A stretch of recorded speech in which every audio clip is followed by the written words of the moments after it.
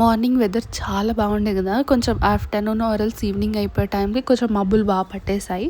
And గోవిందరాజుల temple అయిపోయిన తర్వాత మేము పక్కనే ఉన్న హోటల్లో లంచ్ చేద్దాం అనుకున్నాం. Look at that plate guys, it's thali. నాకు చాలా ఇష్టం ఆ హోటల్లో థాలీ. ఎప్పుడు వెళ్ళినా అదే హోటల్కి వెళ్తాం, అదే థాలీ తింటాం అనమాట. చాలా చాలా బాగుంటుంది. అండ్ నెక్స్ట్ ఇంకా కొంచెం పన్నీర్ ఫ్రైడ్ రైస్ ఇంకా జీరా రైస్ తీసుకున్నాం, కొంచెం డైజెషన్కి ఈజీగా ఉంటుంది కదా అని. తర్వాత ఆఫ్టర్నూన్ అయిపోయిన తర్వాత ఈవినింగ్కి మాకు దర్శనం ఉంది, సో పైకి వెళ్దామని చెప్పి మేము డిసైడ్ అయ్యామన్నమాట.